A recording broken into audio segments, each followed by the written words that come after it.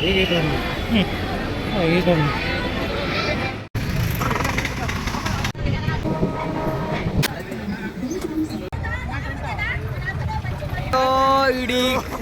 ಮಂತ್ರಾಲಯ silent ಆಗಿದ್ರಿ. ನನ್ನ ಮಕ್ಳದ್ದು ವಾಯ್ಸ್ ಸೈಲೆಂಟ್ ಆಗಿಲ್ವಲ್ಲ ಗುರು. ವೈಕಂತಾರ.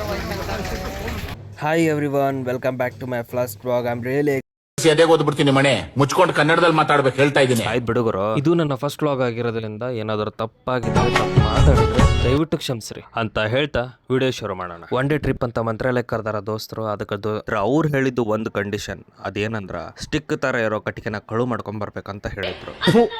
ಈ ಬಡತವಿಂದ ದೇಶ ಉದ್ಧಾರ ಆಯ್ತದ. ಫುಲ್ಲು ಜೋಶ್ದಾಗ ಹೋಗಿ ಕಟ್ಟಿಗೆ ಎತ್ತಿಗೆಂಬ ಬರ್ಬೇಕಂತ ಡಿಸೈಡ್ ಮಾಡಿದ್ದೆ. ಅವ್ರು ಕೇಳಿದ್ರೆ ಕೊಟ್ಟರವ್ರು, ಆದ್ರೆ ಏನು ಮಾಡಲಿ, ತಗೋಬೇಕಂತ ತಲೆಯಾಗಿತ್ತಲ್ಲ, ತಗೊಂಡೆ. ಅದು ಒಂಥರ ಮಜಾ ಆಯ್ತದ.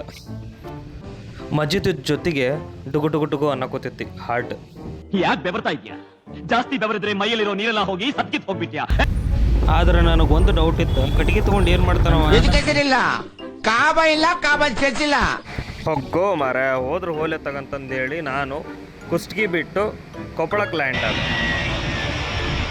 ವಿತೌಟ್ ಎನಿ ಪ್ಲ್ಯಾನಿಂಗು ಟ್ರೈನ್ ಒಳಗೆ ಆರಾಮ್ ಮಲ್ಕೊಂಡು ಹೋಗ್ಬೋದಂತ ಕೊಪ್ಪಳ ರೈಲ್ವೆ ಸ್ಟೇಷನಿಗೆ ಹೋದೆ.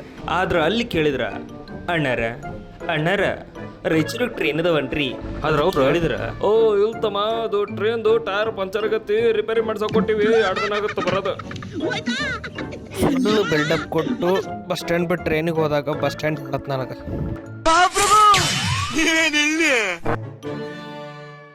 ಸದ್ಯಕ್ಕೆ ನಾನು ಇನ್ನು ಬಸ್ ಸ್ಟ್ಯಾಂಡ್ದಾಗ ಅದೀನಿ ರೀ. ಪಾರ್ಟ್ 2 ಬರ್ಬೇಕಂದ್ರೆ ನಾನು ಇಲ್ಲಿದ್ದಾನೆ ಎಡಿಟ್ ಮಾಡಬೇಕು. 1 ನಿಮಿಷ ರೀ. ಹಿಂಗೆ ಹೋಗಿ ಹಂಗೆ ಬಂದ್ಬಿಡ್ತೀನಿ ರೀ ಮತ್ತೆ.